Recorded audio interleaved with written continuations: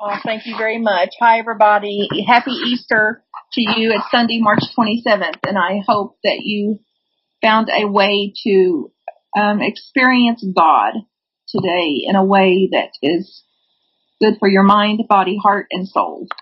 And I thank you for this time, for the opportunity to sit with you in this awakening together sanctuary these weeks. I've looked forward to it. I've enjoyed it. I've learned from it myself, and I hold this intention for us all that we are awakening together and that something here tonight in the way of an insight, a one-liner, a new practice, new understanding will be yours to claim.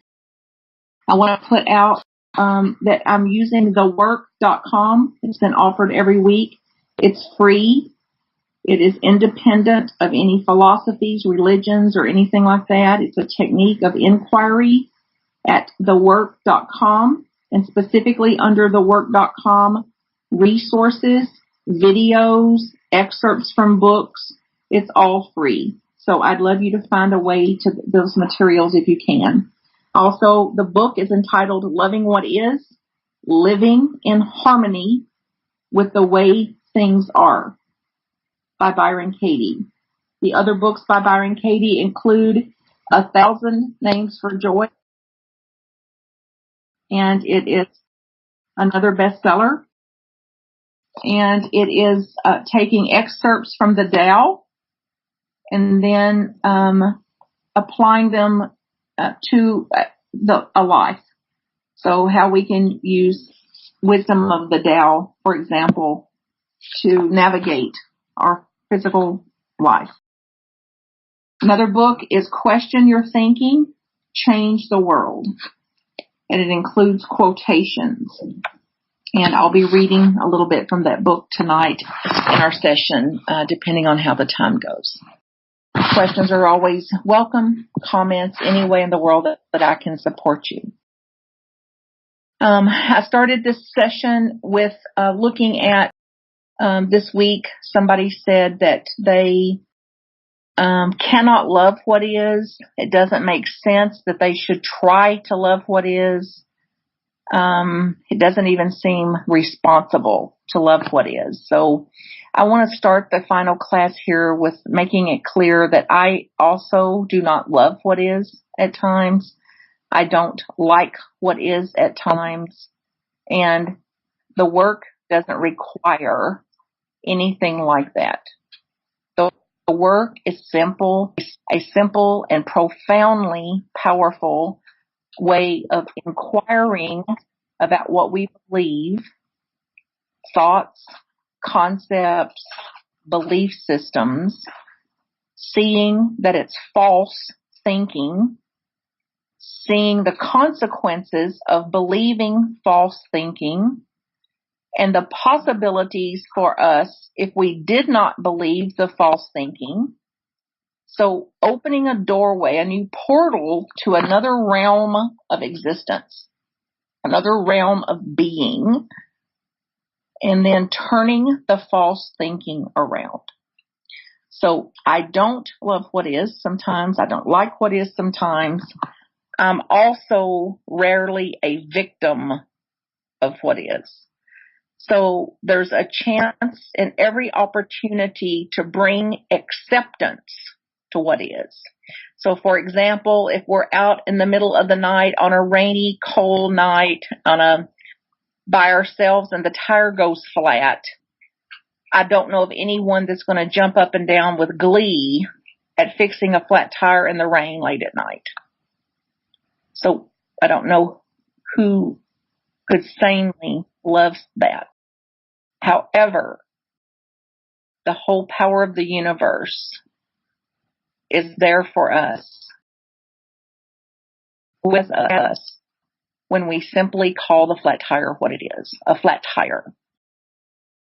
When we don't resist it, when we can stop and short circuit the mind, the fear mind, which some people call ego, the fear mind's being affronted by it, the poor pitiful me, the victimization of it, then we can simply resourcefully, innovatively, creatively, purposefully, intentionally fix a flat tire. So if you love what is, good. God bless you. If you like what is, good. God bless you. If you don't love and like what is, no problem. Can you bring acceptance to what is? Herein lies liberation. Herein lies freedom. And as for me, I'll take it. I also have a question. Do you think that people can reach the same state of freedom that you've reached? And I don't think that people reach a state, the same state. I don't also believe that it's possible to know what state somebody else is at. So even though I claim to be at a certain state doesn't mean that I'm at a certain state. Just because somebody else claims to be at a certain state of thinking or being or enlightenment doesn't mean anything either, because even though they're trying to express their experience to us, we cannot know what they're actually experiencing. So there's no way that I can know another state of being, another state of enlightenment, another state of freedom that somebody can be in. I can only know what I'm experiencing. And the second I name it, the second I call it something, the second I give it meaning, then I've left being. I've left the state of being. I've gone off into the unquestioned mind that needs to know, that needs to figure it out, that needs to have the answers, and actually believes that it's possible. So I don't have any notion that there's a certain state to reach, or that I'm at one state and somebody else is in another state. I believe in an evolutionary process, and my own direct experience is I cannot exceed my own evolution. So I naturally believe that that's true for other human beings as well. So instead of trying to figure out what state we're in, we can actually do the work and use the work, which is a method to identify and isolate a stressful concept, a stressful thought, a stressful belief, any one word, any one liner, and question it from our own mind, and then to examine that thought's opposites. And I've witnessed thousands and thousands of people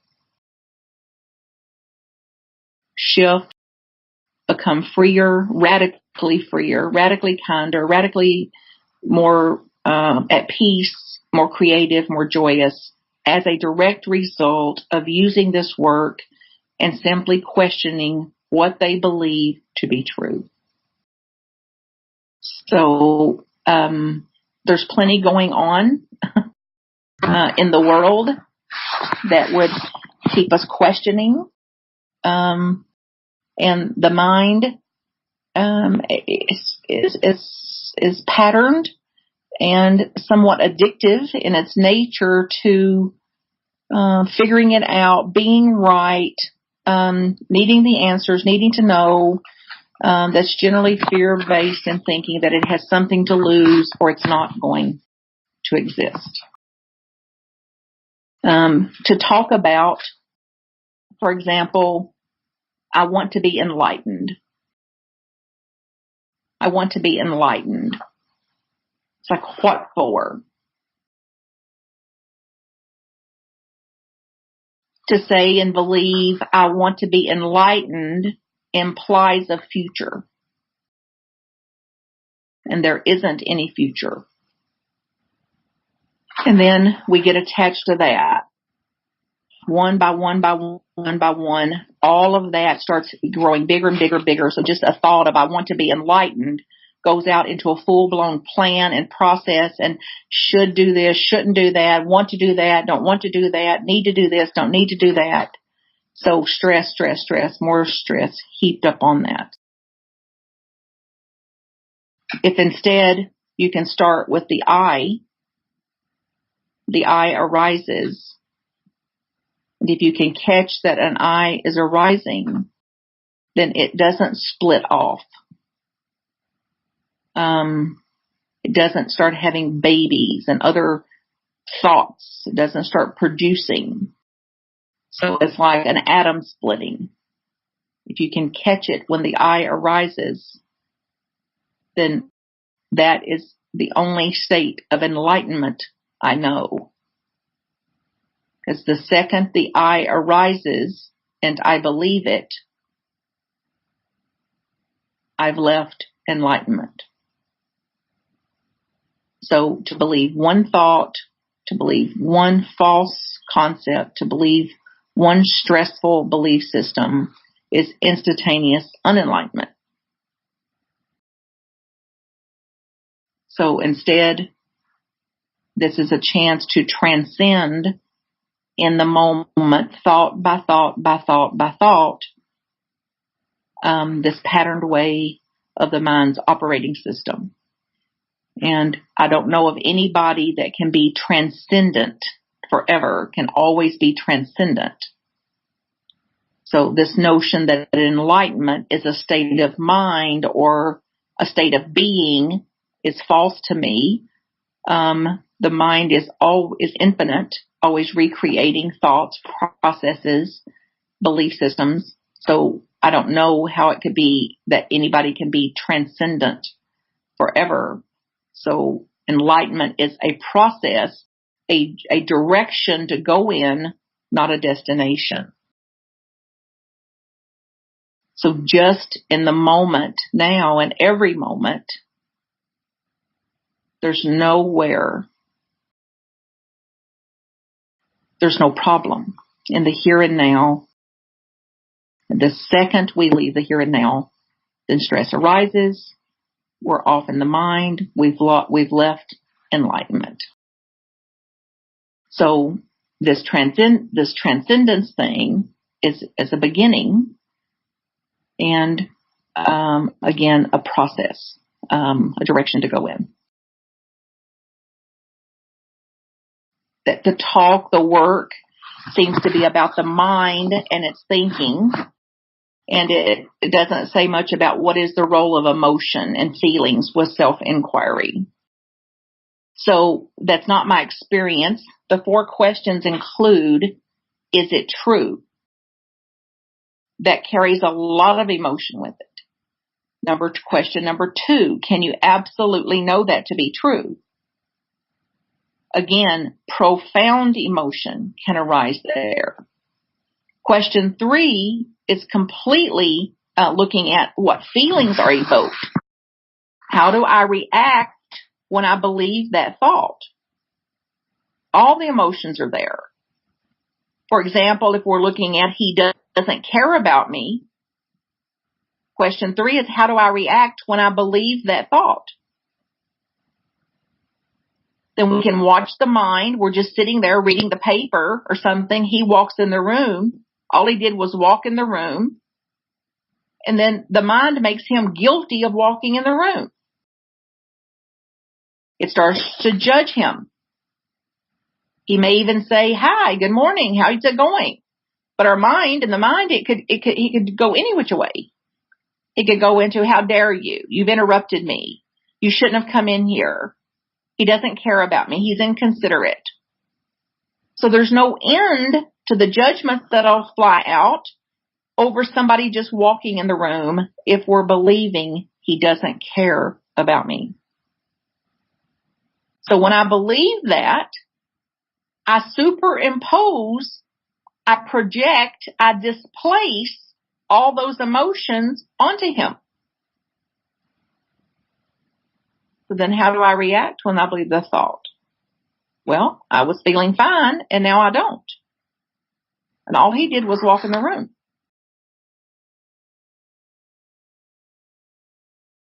My mind is telling me he doesn't care about me. So now I don't know why he's pretending that everything's okay right now. Then it goes off to find evidence. He doesn't pick up his socks. His shoes are sitting over there. He doesn't wash the dishes. He doesn't load the dishwasher. He doesn't do his own laundry. It goes on and on and on with the belief to support the already drawn conclusion that he doesn't care about me. So the emotions, then we can feel them. They rack the body. They travel all the way through the body. It can be the form of heaviness, even upset, nausea. He doesn't care about me. He simply walked into the room, and the second he did, my life changed. All because I was believing one unquestioned thought. So it's clear then that thought always precedes the emotion. So emotions are friends. Emotions are doorways. Emotions say, use me as your compassionate wake-up call to see what thoughts you're thinking, and therefore they're very valuable. And I'm aware that people think and believe that their feelings exist apart from thoughts, or they are aware of their feelings when they're often not aware of the thought that's causing the feelings. So it's only normal then that people believe they're not questioning what the creator is. The creator being that of thinking. Thought arose.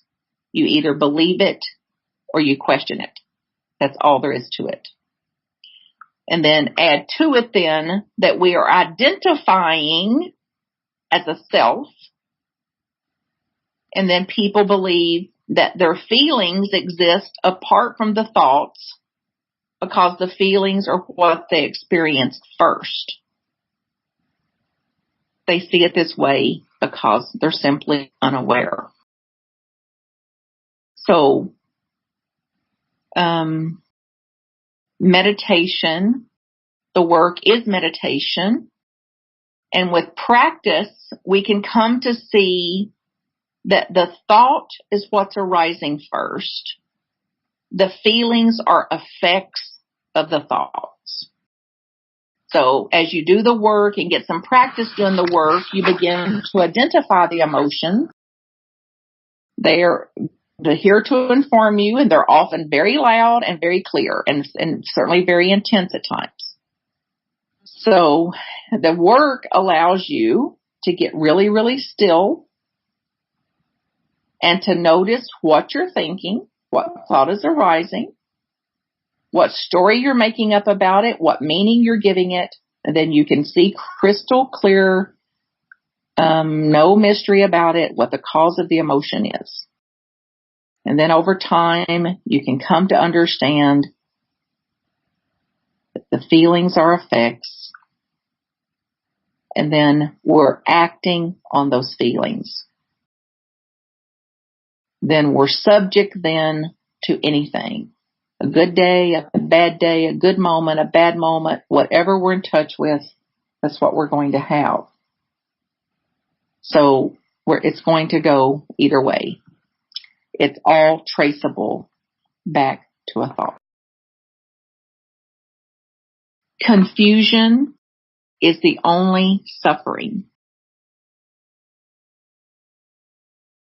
Confusion is when we argue with what is. When the mind is clear, when I'm clear, I can simply see and experience what is simply what is.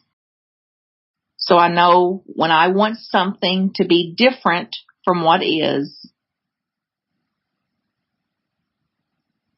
that I am confused. Reality rules, and reality says this is what is. For me to oppose it in any way cost me my peace, a very high price indeed. So the day and the second that we want peace more than we want anything else, and when we want clarity more than we want anything else, then we can land on what is.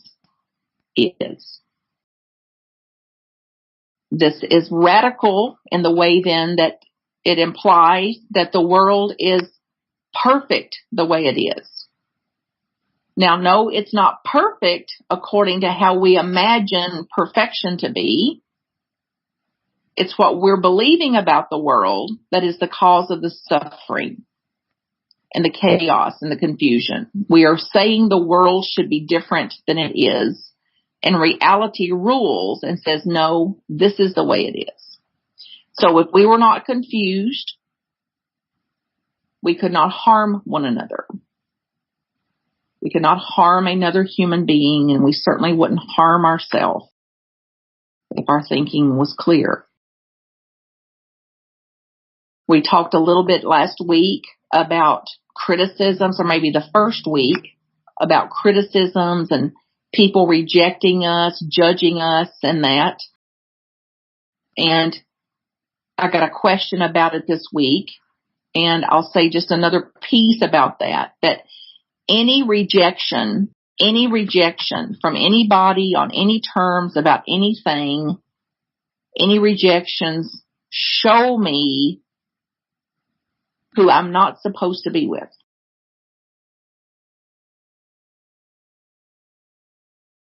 Rejections show me who is not supposed to work with me, who is not supposed to be a client, who is not supposed to be friends with me. The world, life is showing me that. So when people reject me, they eliminate themselves perfectly. They're removing themselves so the right person or the right opportunity has the space to enter. They have to go in order to make room for who's supposed to be here. Not what I had in mind, maybe not what I was thinking, not what I was dreaming of, not what I was wanting, not believing what I was believing I needed. So it didn't turn out the way I had in mind. It was perfect instead. In seeing the wisdom of this, then it allows us to stay open to what is, to what's coming, to stay more open, accepting, and understanding of people coming and going, of people saying yes, of people saying no, of people hire me, people fire me, people move close, they move away. And that's the condition of humanity. It's going to be both and. It has to be both and. We're always, always, always teaching. It's just, what are you teaching? It's not an option that you're a teacher. Every human being is a teacher. Just what is it that we're teaching? So if I'm fearful, I teach others fear. If I'm empowered, I teach empowerment. So this work is about using, discerning, declaring, deciding what kind of teacher do you choose to be. What is going to be what you model, what you put out in the world. I've never experienced a stressful feeling that wasn't caused by believing an untrue thought. Behind every uncomfortable feeling, there's a thought that is not true. So this work brings us back and back and back and back again to what is it I'm thinking? What is it I'm believing? What are the consequences of believing that? So tonight we were out to dinner with friends, and we get seated at a perfect little table, and the waiter comes out and says, just so you know, it's going to start raining here any minute. Don't worry, you can run right inside. There's tables inside when you have it. The mind would say, it shouldn't be raining. It shouldn't rain. So that's how unenlightened it is. It would argue with the rain. We have thinking that argues with reality. Then naturally we're going to have stressful feelings about that. And then we act on the feeling, creating more stress and more stress and more stress and more drama and more OMG, and can you believe it? And more victimization ad infinitum. Or, using the work, we can understand the original cause of the stress, which is a thought. We try to change the stressful thought by simply short-circuiting it. Is it true? Is it a true thought that it shouldn't be raining? Can I absolutely know that to be a true thought? How do I react when I believe the thought it shouldn't be raining and it is? Powerless, pitiful, upset, frustrated, victimized. So I've just created that experience for myself. Who would I be in the same situation if I simply was not believing it shouldn't be raining? Calmer, relaxed, with options, taking recourse, grateful, innovative, intentional, purposeful. I'd be who I've come into this life to be. So, in more integrity with myself. And it's very easy to be swept away by these overwhelming feelings anytime we don't get our way. So it's helpful to remember to use any stressful feeling as that compassionate alarm clock that says, here, wake up, Martha, wake up. Look at what you're believing. Look at what is the cause of this. And from this place, you can see then that depression, pain, fear are gifts. They're prompting us. Take a look at what you're thinking right now. You're believing something false. You're caught in a story, caught in a nightmare. And there's a way out. So we're in hell hotel of the mind. And we've got the key to get out. And the mind, the prison we're in is a prison of the mind. And the door is wide open. So cash in your ticket to Hell Hotel. Continue to investigate the untrue thoughts that will lead you back to who you really are, to your own essential essence of your being, and stop the hurt. Stop believing you're other than who you are. Question anything that would say you're anything other than whole and perfect, complete, and entitled to a divine inheritance of living out a different existence here.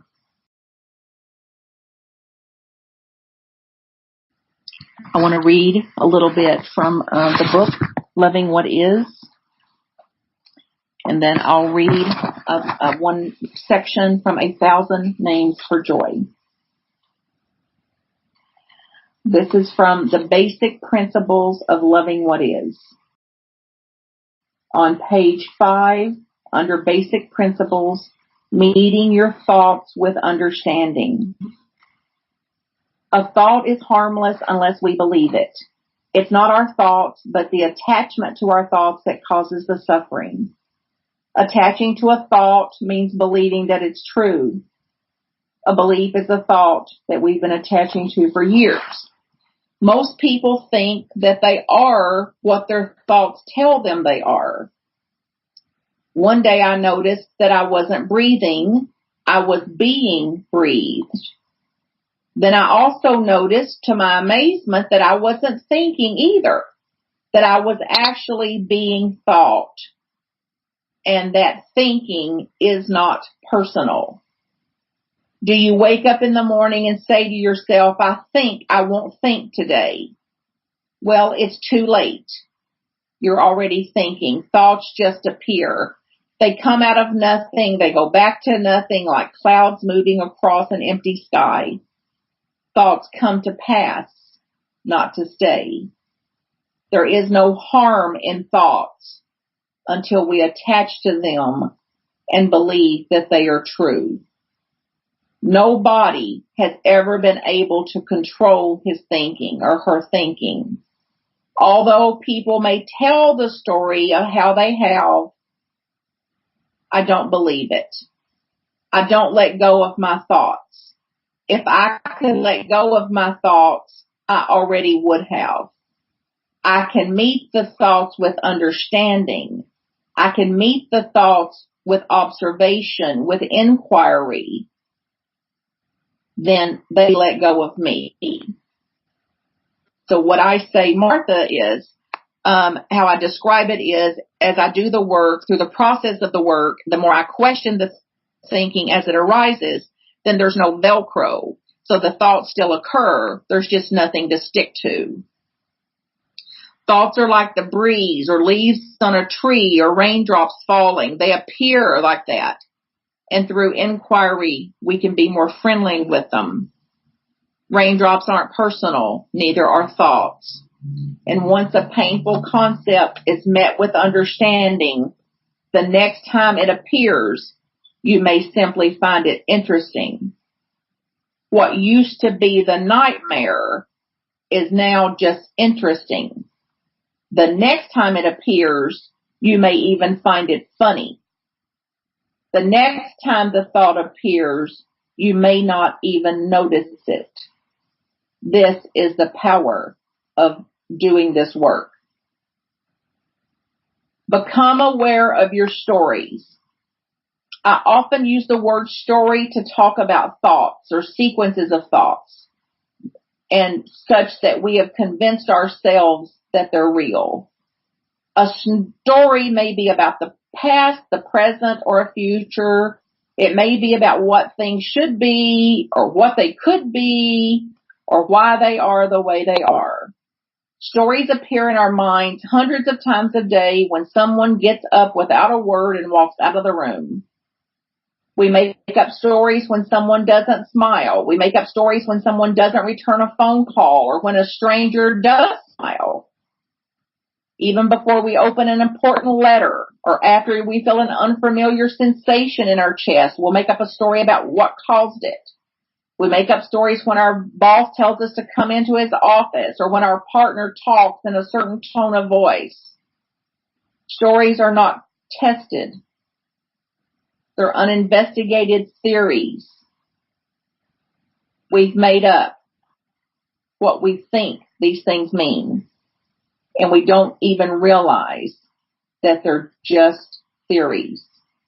And we stop realizing that we've given it meaning, made it up, and then believed what we made up.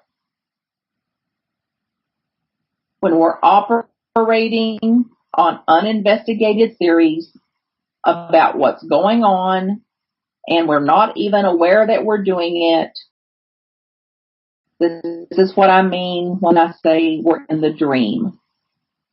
Often the dream becomes troubling, frightening, scary, or even panicked. It seems sometimes to turn into a nightmare. At times like these, I know for sure to test the thought, to test the theory by doing the work on them. The work always leaves you with less discomfort? Who would you be without the story? Who would you be if you weren't believing your thoughts?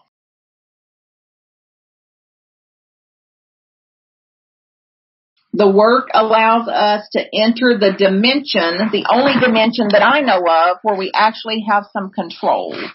And we're desperately wanting to have some control. So the work allows us to enter the dimension where we have some control, which is our inside, our inner work, our inner life. As a reminder, the work will enhance any other program you're using. So please continue to use any program, any practice, any other way that you have to question, to observe, to enlighten yourself, and use the work and anything else that you can to burn up anything that is not true for you. These questions have and continue to burn through to reality, and a reality that we've all been speaking about, dreaming about, praying for, and looking for the most of our life. I would want to speak tonight about the concept of failure, of believing that failure is possible. In coaching clients and people on the phone and in workshops, when we look at what they're really afraid of, they're often afraid of failing at something. So failure is not possible.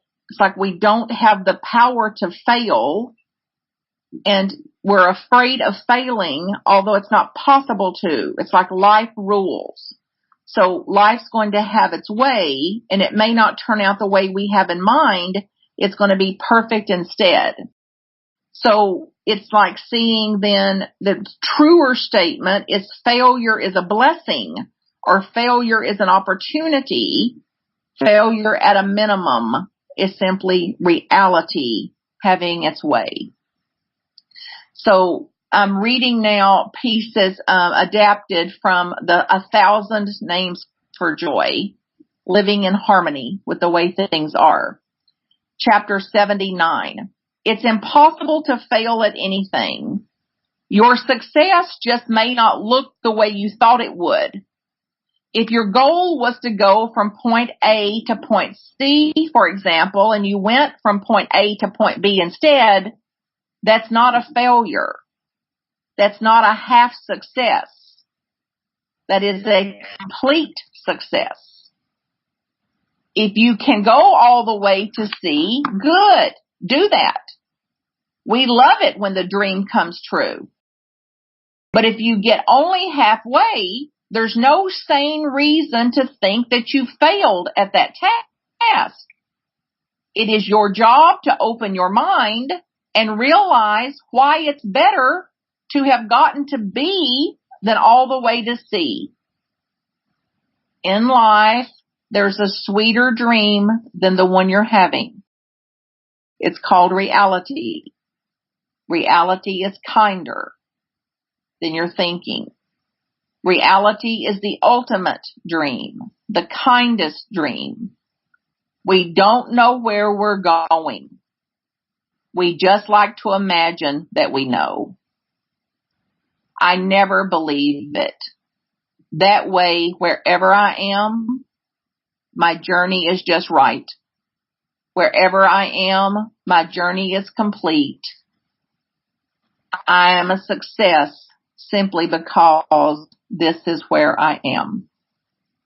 Our nature is goodness. Our nature is goodness. I know that's true because any thought that sees something as not good feels like stress. I cannot be rejected. It is not possible. If someone says, I don't want to be with you, that has to be good. He's showing me whom not to be with. She's showing me who's not going to be with me. I cannot take it personally.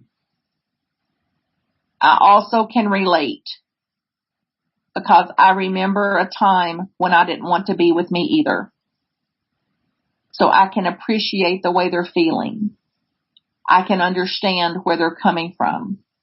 I can also understand that the reason they don't want to be with me is based on what they're believing about me. They can't help what they're thinking. They can't help what they're believing. They simply haven't questioned their own mind.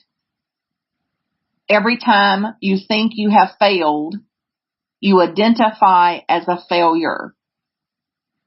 And every time this identification arises, other thoughts will surface in an attempt to prove it. So this is what I mean when I say in the beginning there was the conclusion. This is how the confused mind stays confused. This is how mind allows itself to live in the illusion of a past that never existed, or to live in the projection of a future that doesn't exist. If someone says, "You didn't answer my email," I can respond, "Well, of course." That's not a failure. I simply didn't answer the email. So I can address it now instead of going into the patterned mind that would say, "I should have," or "I failed at that," or "I'm disorganized," or. The real plan, reality, is always the way of it. The real plan eliminates the need for any plan that I have. There's no need for me to have a plan. There is a plan. So I get asked about this in almost every workshop. So yes, I do have a plan. Yes, I have an airplane ticket to leave on Wednesday. Yes, I paid for it. Yes, I will show up at the airport. And no, I don't believe it. I don't know if I'll ever end up in the airport or not. I don't know if the plane will ever take off or not. I cannot know what's going to happen. So I have a plan and I don't believe it. And should I believe it and it not go as planned, then it's the thinking that was off, not reality. Thinking is off, not reality. The awakened mind is fluid. It's like water. It flows where it flows. It does not try to change anything. Yet, in its steadiness, all things change. When we stop projecting, when we catch the projection of the mind, and we stop trying to rearrange the projected or the projections, then peace is possible. It goes in and out, around and over, and above and below. It can operate without giving meaning to things. It penetrates where it can. It can delight in itself. Evil could not enter this heart. Serenity is possible, even in the midst of sorrows, even in the midst of fear. As we catch the mind's activity and what it's doing, and we know not to believe it, then another realm is open for us. The master loves and understands her own nature. The master realizes that with every action, she is serving herself, that there is no separation, no other. So whatever I'm doing, I'm sitting at my own feet. So there's nothing that I give that I don't receive in the same motion. Even when it appears not to be giving, that is what I am giving. The fact that I didn't.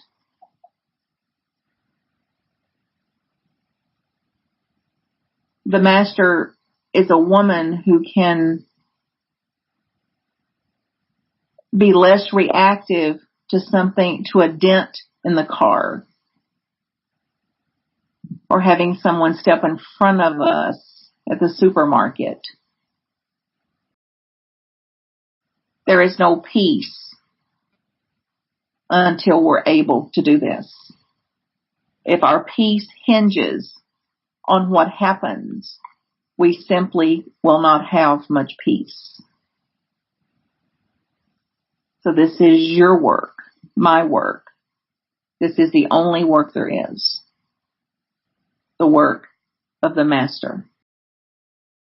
And over time to see that we can give up the notion that there's someone else to help, or give up the notion of helping,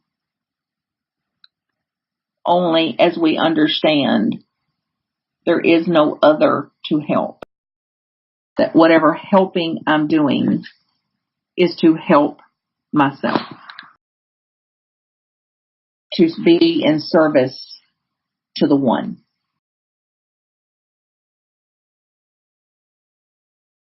So the more I do for others, the happier I am. The more I give to others, the better I feel, the wealthier I am, so to speak.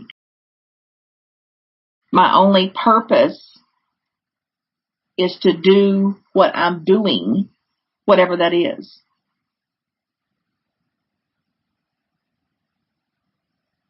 Your only purpose is to do whatever it is that you're doing.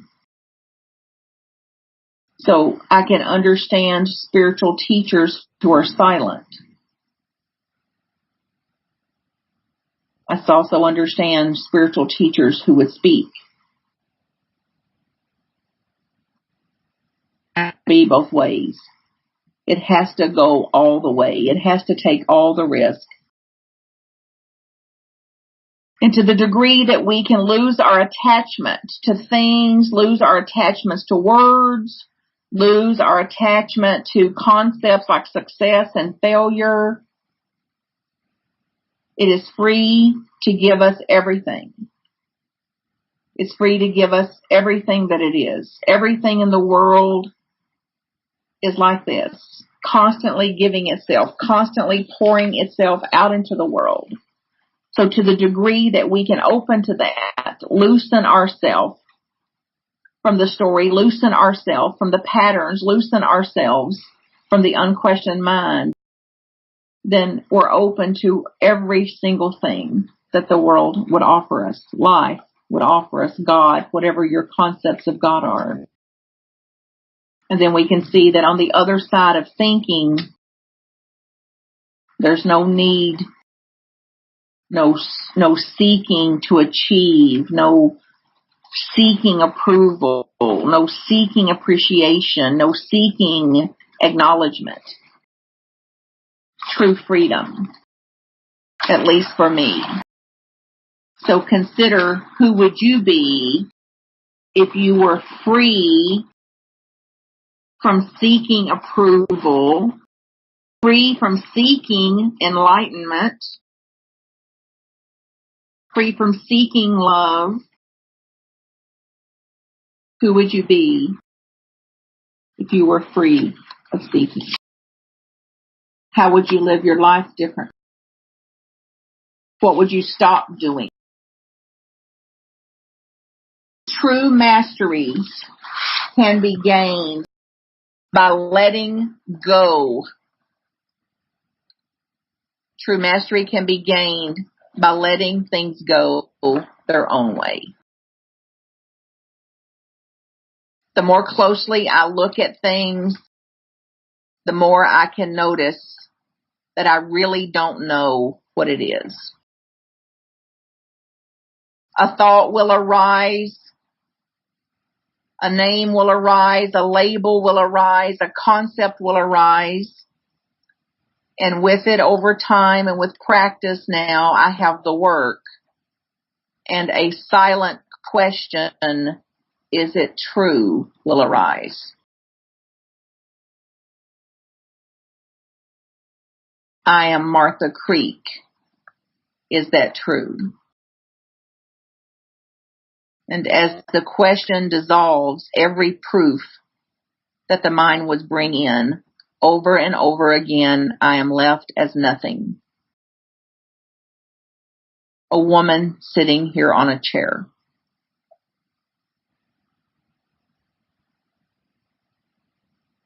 Whatever I see, I can see is infused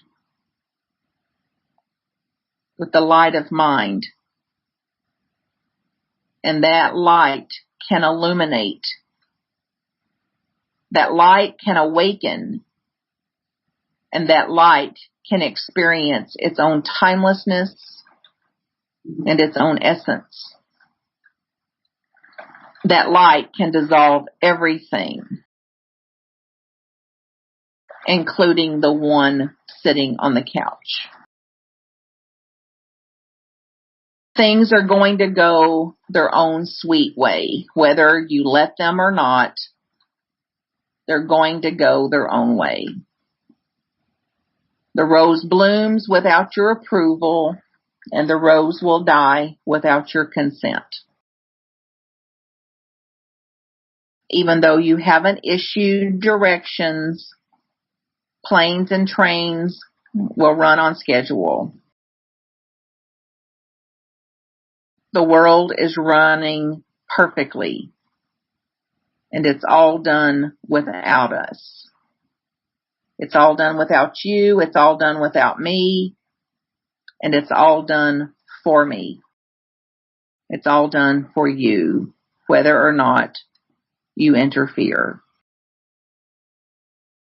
And even what we call interference is life too, living itself out through you.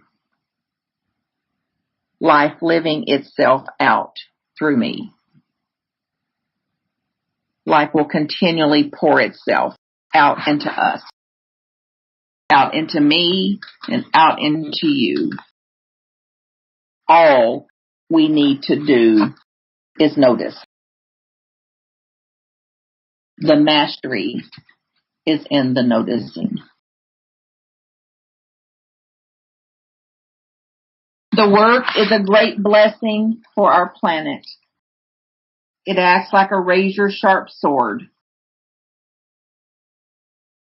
The work enables you to know for yourself the timeless essence of your being. May you be blessed in all ways and always, in your work, in your practices, in your questioning, in your inquiry. And may this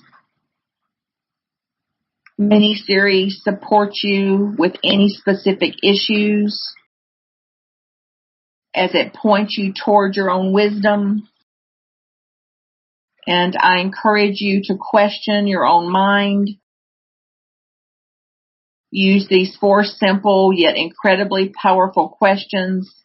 Call the work and free yourself. You hold the ticket.